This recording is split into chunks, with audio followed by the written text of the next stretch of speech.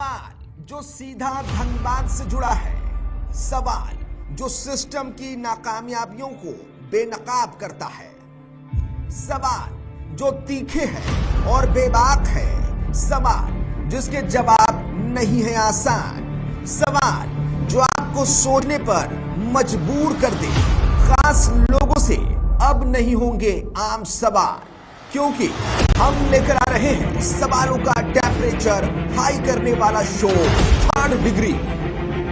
8 सितंबर शाम 7 बजे मेहमान होंगे हमारे साथ विजय झा 99 न्यूज पर। अगर आपके गली मोहल्ले या आसपास से कचड़ों का अंबार, टूटी है सड़कें और नालियां, नहीं है नल और चापाकल, तो हमें 9135779999 पर कॉल करें। 99 न्यूज पहुंचेगा आपके द्वार और बनेगा आपकी आवाज। आपकी हर समस्या को हम दिखाएंगे। धनबाद के जनप्रतिनिधियों और जिम्मेवार अधिकारियों से पूछेंगे आपके हक का सवाल।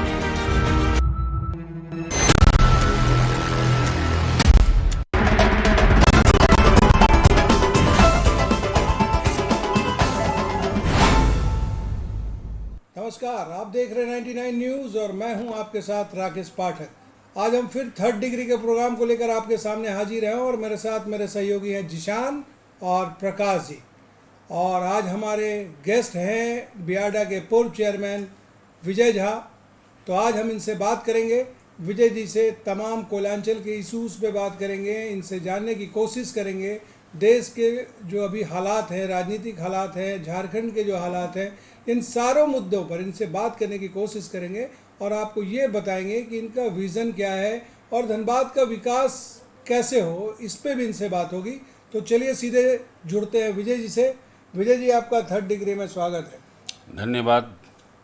पहला सवाल कि आप भाजपा से लंबे समय से जुड़े रहे हैं, आपके समय की भाजपा और आज की भाजपा में आप कितना अंतर पाते हैं?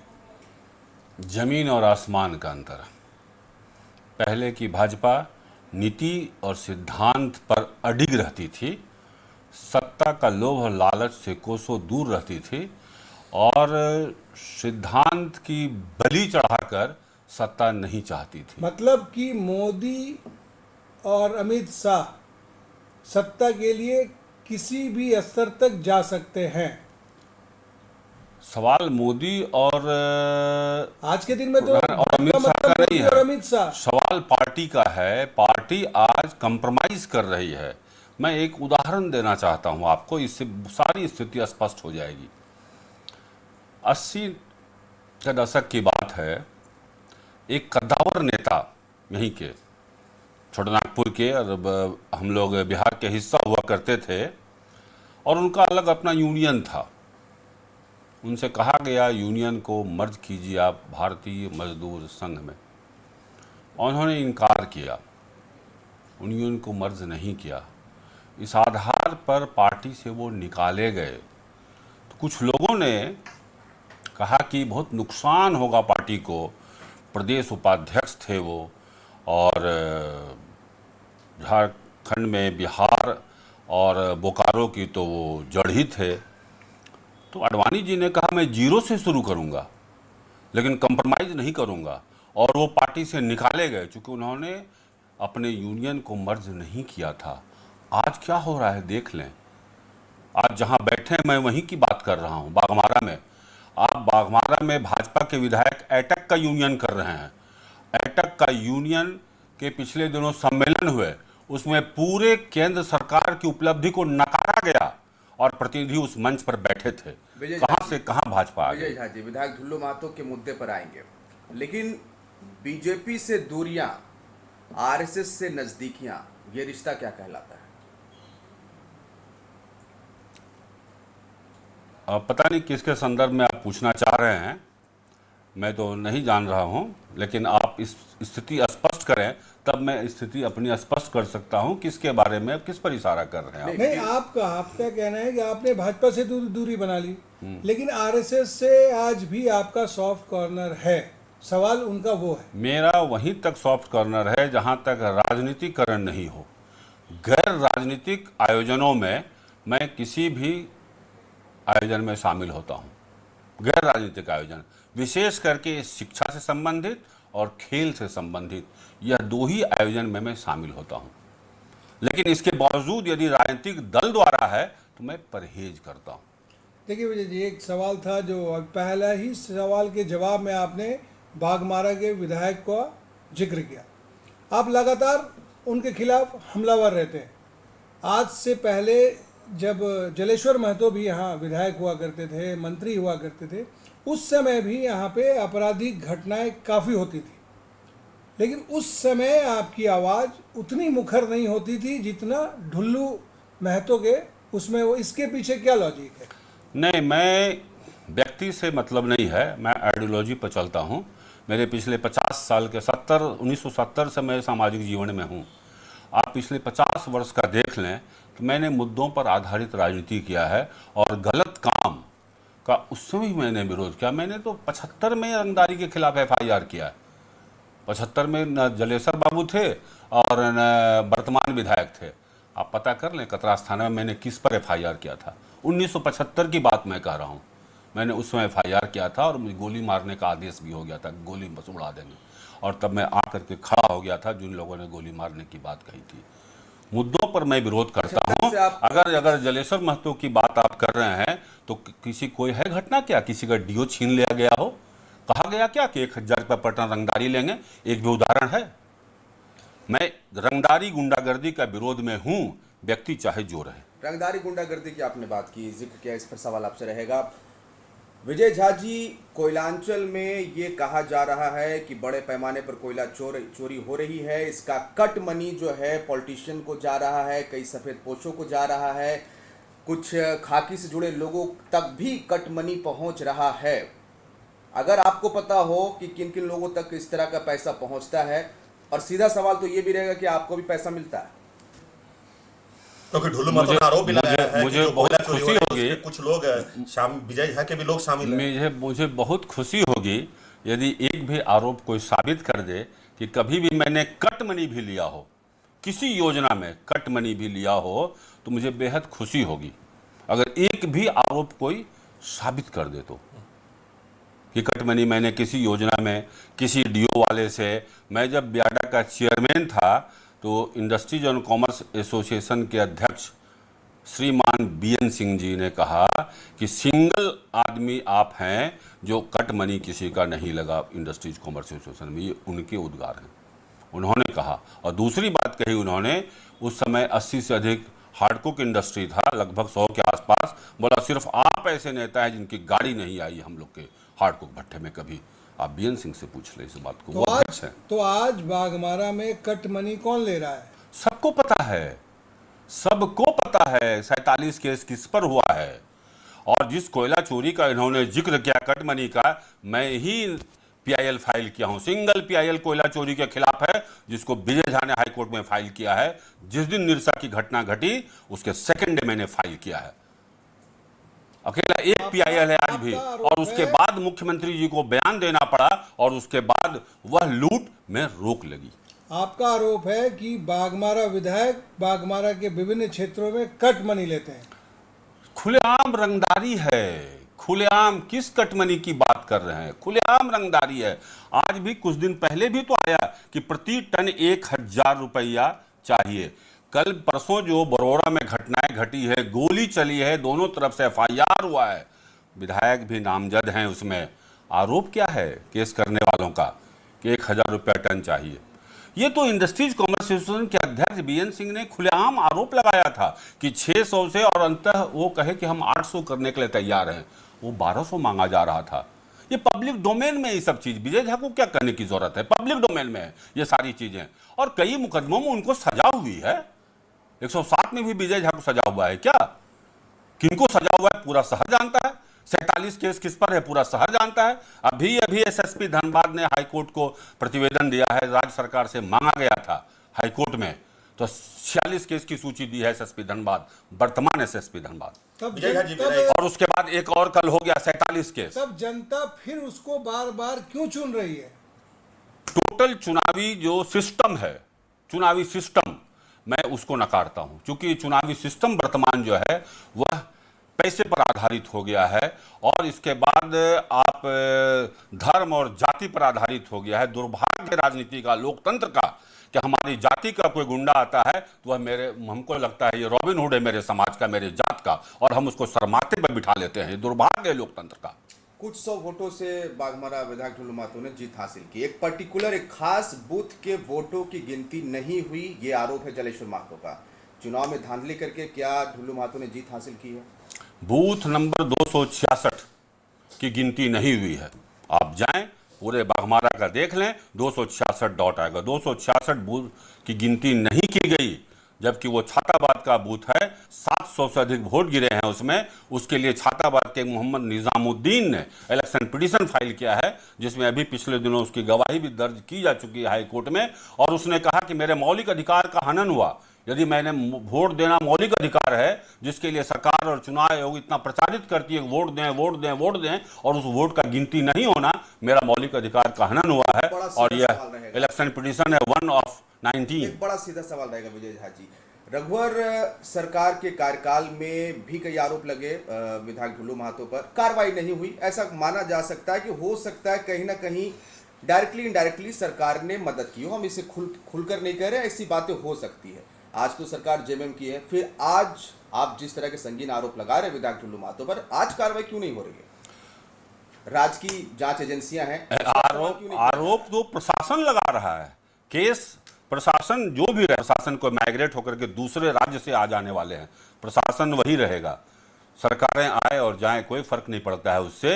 लेकिन आज 46 केस है उन पर, एफआईआर है, और 5 मामले में उनको सजा भी हो गई है। अब भी 24 अगस्त को उनको एक मामले में सजा हुई है। 24 अगस्त 22 अभी नहीं, बड़ा सवाल ये और अगर अपराध साबित नहीं हुआ तो सजा कैसे न्यायालय से हो रहा है?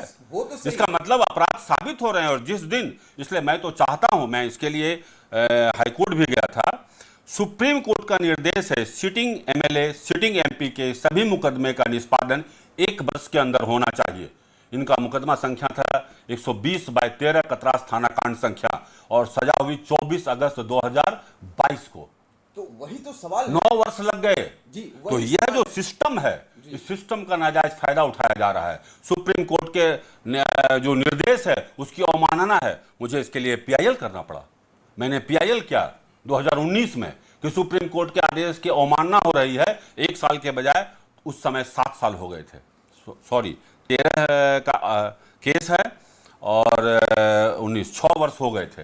मुझको पीआईएल करना पड़ा कि सुप्रीम कोर्ट का मानना है, क्योंकि सुप्रीम कोर्ट हर गाहे बगाहे हर 2 महीने पर 6 महीने में देखेंगे कि सिटिंग एमएलए एमपी के 1 वर्ष के अंदर निष्पादन होना चाहिए मामले का। नहीं तो अब तो हाईकोर्ट ने कहा है ईडी और सीबीआई को कि आप विधायक ढुल्लू महतो की संपत्ति की जांच करें।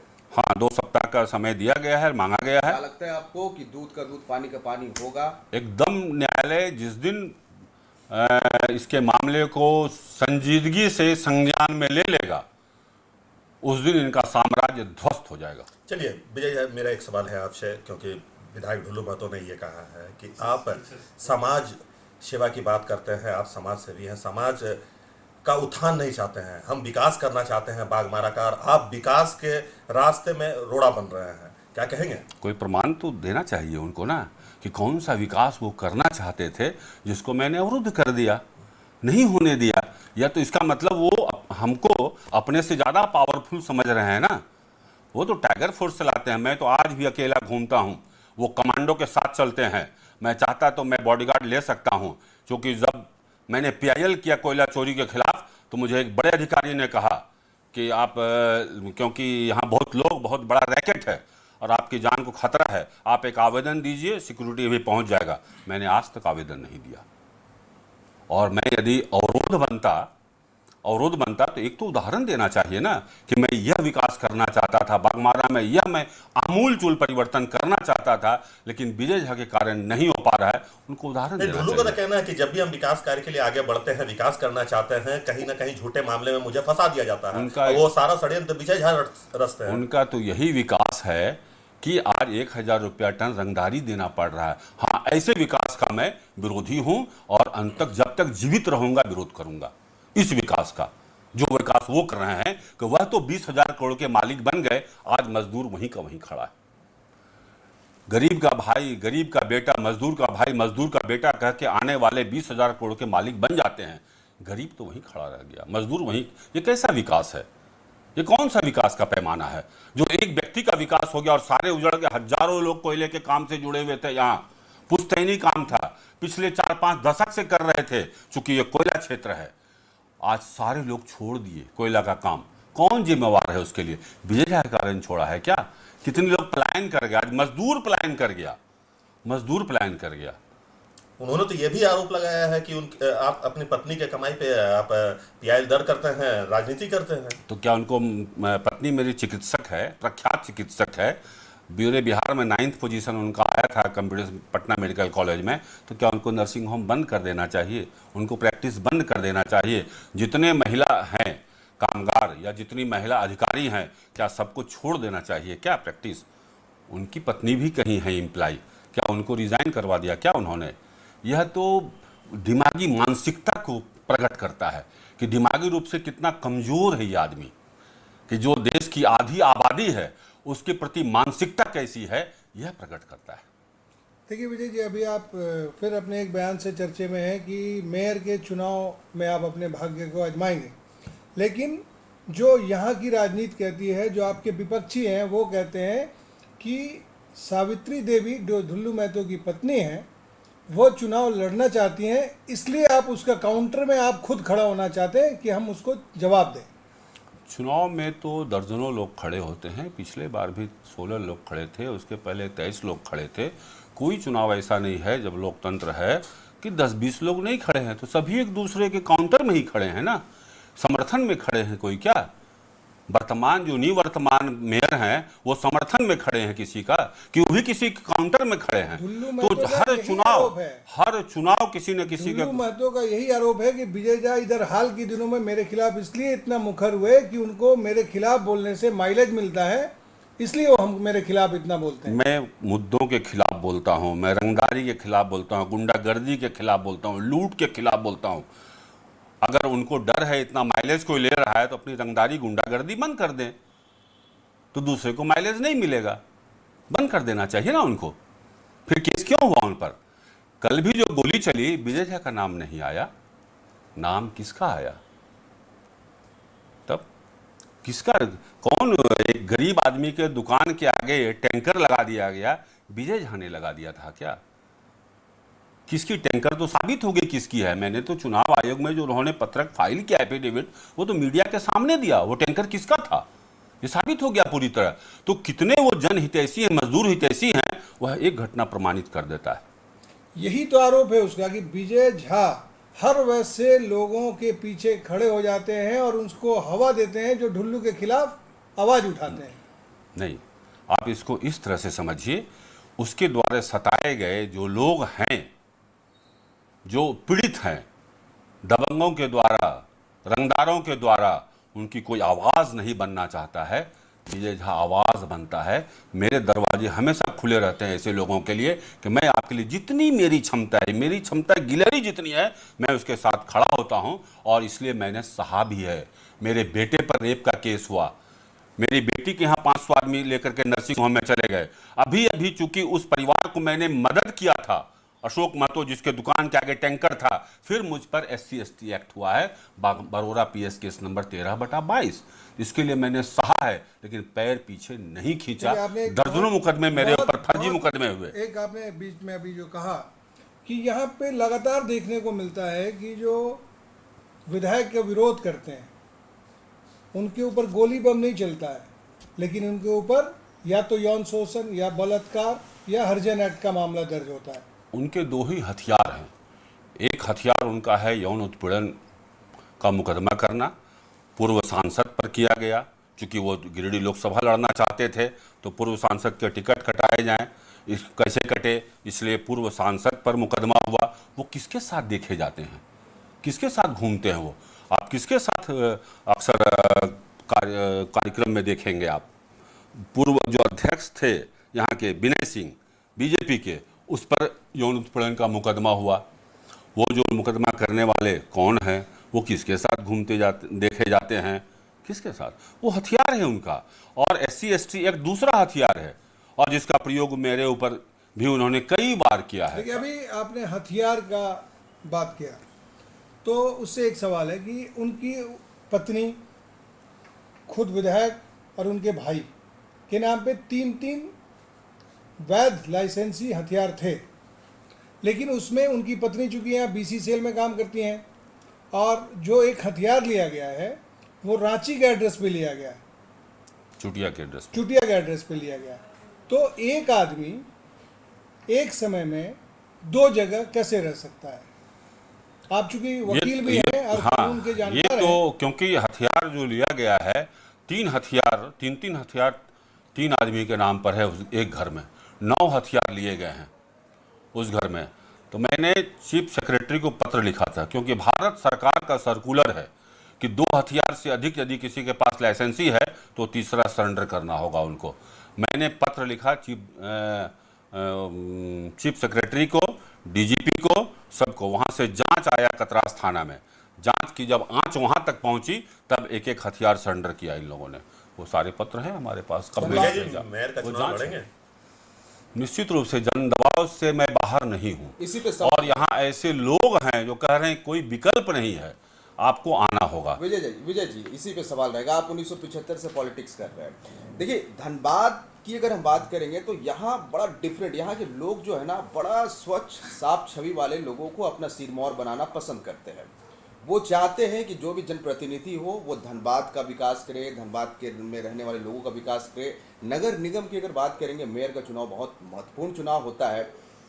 आप कैसे, अभी वर्तमान स्थिति जो हमने खबर 99 ने दिखाया था कि थोड़ी सी बारिश हुई तो कैसे पूरा पानी धनबाद हो गया। आपका विकास, धनबाद के विकास को लेकर आपका विजन क्या है? क्या है मास्टर प्लान? यहाँ कैसे जाम काम करेंगे? की समस्या है, यहाँ सड़कों पर कचरा पसरा रहता है, कोई मैनेजमेंट नहीं है।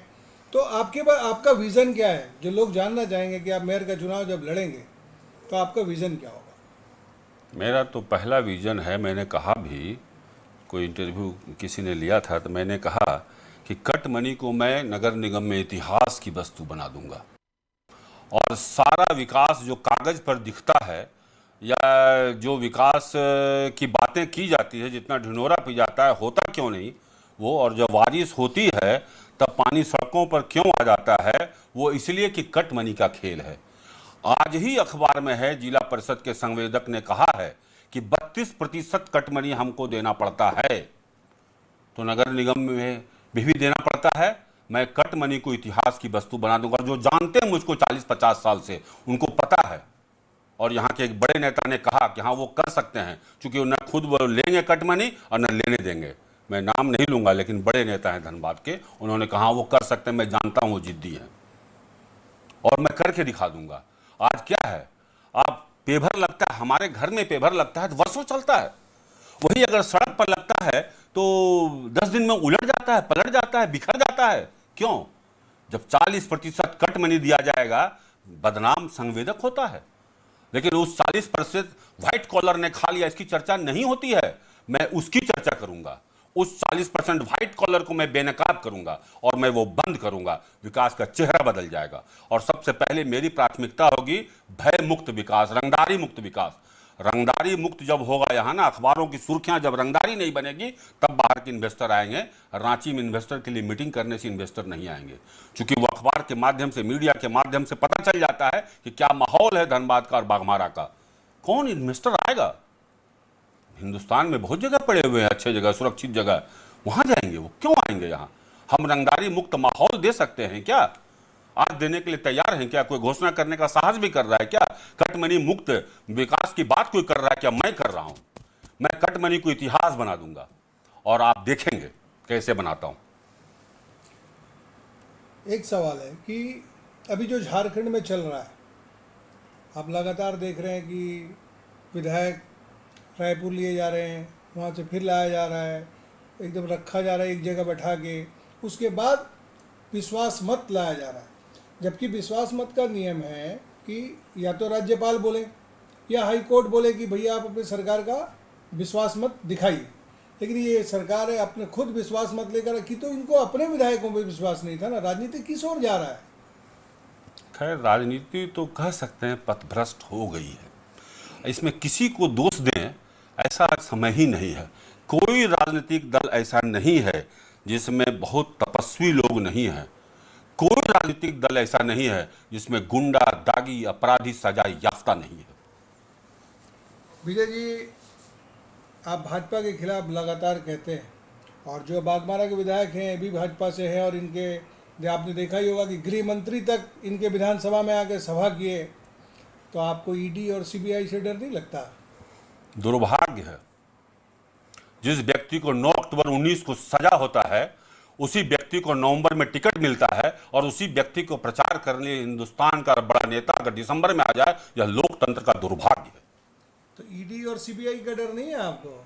टंग जाएंगे सूली पर। मैं अमृत पी के नहीं आया हूं, मैं मानता हूं इस बात को। मैं अमृत पी के नहीं आया हूं, और हमेशा प्रतिदिन मैं जान हथेली पर लेके चलता हूं। क्या मैं सिक्योरिटी नहीं रख सकता? क्या मैं सिक्योरिटी चाहूंगा तो नहीं मिलेगा क्या? ऐसे ऐसे लोगों पर मैं पीआईएल करता हूं, लेकिन इसके बावजूद मैं चुनौती देता हूं इतना और जान पर खेल के चलता हूं। पहले भी चला हूं, आज भी चलूंगा। इतना रिस्क लेने के पीछे की वजह क्या है? क्या सामाजिक सरोकार या फिर निजी स्वार्थ? स्वभाव। 74 में हम लोग जयप्रकाश आंदोलन से पहली बार जुड़े, और मैं संयोजक था 74 के आंदोलन का। उस समय हम लोग नारा लगाते थे, दमन में तेरे दम है कितना, दमन में तेरे, देख लिया और देखेंगे। यही नारा लगाते लगाते हम लोग बड़े हुए सड़कों पर। आज भी वो नारा जिंदा रखा हूं मैंने 74 से, और उस नारे के साथ जीता हूं। ये दमन सरकार भी हो सकता है, प्रशासन भी कर सकता है, व्यक्ति भी हो सकता है। ढुल्लू महतो की पत्नी एक तरफ, दूसरी तरफ आप, अगर मेयर चुनाव की हम बात करें तो नहीं, 10 दर्जनों लोग रहेंगे, एक व्यक्तिगत नहीं। फेमस चेहरे की बात करें तो फेमस चेहरे निवर्तमान हैं जी, निवर्तमान हैं, और भी कई नाम आए हैं, कई नाम आए हैं। जो कई लोग हैं, 7-10 नाम तो आ चुके हैं लगभग, सारे शहर के जाने माने नाम हैं। तो आपको लगता है कि नगर निगम का चुनाव भी, चूंकि आपने एक सवाल के जवाब में कहा कि कोई भी जाति के लोग अब गुंडे मवाली को भी सिरमौर बना लेते हैं, तो आपको क्या लगता है कि निगम के चुनाव में भी जाति फैक्टर होगा या विकास पर वोट होगा? यही तो मैं कह रहा हूं, लोकतंत्र का ये दुर्भाग्य है कि मुद्दे पर चुनाव नहीं हो रहा है, जाति, धर्म, मजहब पर वोट हो रहा है। ये दुर्भाग्य है लोकतंत्र का। हम सब 75 वर्ष बीत गए आजादी के, और आज तक लोकतंत्र को यदि हम जात, धर्म, मजहब से मुक्त नहीं कर पाए तो यह विफलता है हम लोगों की, सबकी विफलता है, मेरी भी विफलता है, ये मानता हूं मैं। किस बात का 75वां जश्न? क्या यही स्वराज चाहते थे गांधी जी? इसी स्वराज का सपना था भगत सिंह का, जहां मजहब के खिलाफ थे भगत सिंह, और आज हम मजहब पर वोट देते हैं, चाहे गुंडा ही क्यों ना हो, अपने मजहब का तो है और हम वोट देते हैं। यह लोकतंत्र को हमने कलंकित किया है, और इसमें सारी पार्टियां कम बेशी जिम्मेवार है, सारे लोग जिम्मेवार है, सारे संगठन जिम्मेवार है। हम लोग यही कर रहे हैं। हमारे जात का है यदि तो वह गुंडा है, तो वह रॉबिन हुड है। हमारे जात का यदि कोई माफिया है तो वह रॉबिन हुड है। क्या ये सच्चाई नहीं है आज के लोकतंत्र की? आज के चुनाव की ये सच्चाई नहीं है? और सिर्फ इसलिए कितने आदमी आके चुनाव जीत जाते हैं कि वह रॉबिन हुड है अपने जात का, और जात के लोग वोट दे देते हैं और वो संसद पहुंच जाता है। एडीआर का लेटेस्ट रिपोर्ट यही है कि 51% दागी अपराधी सदन में बैठ गए हैं। एसोसिएटेड डेमोक्रेटिक रिफॉर्म्स का जो लेटेस्ट रिपोर्ट है, अभी 5 राज्य के चुनाव होने के बाद उसका रिपोर्ट है, 51% दागी आज संसद और विधान सदन में पहुंच गए। अब कैसे लाएंगे उसके खिलाफ आप विधायक? कैसे पारित होगा वो? क्योंकि वो बहुमत में है। अब कहां आ गए हैं 75 वर्ष में? क्या यही 75 वर्ष में चलने चाहते थे क्या? हम यही लोकतंत्र चाहते थे, यही सपना था क्या? इसी के लिए हमारे पूर्वजों ने इतना कुर्बानी दिया क्या? ऐसा लोकतंत्र का सपना नहीं था। तो आपने देखा है विजय झा थे, और तमाम मुद्दों पर इन्होंने बात की और बताया कि नगर निगम के चुनाव में अगर ये मेयर बने तो कट मनी एक इतिहास होगा। इन्होंने ढुल्लू महतो के भी तमाम आरोपों को नकारा, उनको चुनौती दी कि अगर उनके पास कोई तथ्य है तो साबित करें कि ये सारे आरोप इनके ऊपर जो लगा रहे हैं वो सही हैं। तो थर्ड डिग्री के प्रोग्राम में हम फिर कुछ नए मेहमान के साथ मिलेंगे। तब तक के लिए हमें और हमें सहयोगियों को दीजिए इजाज़त। नमस्कार।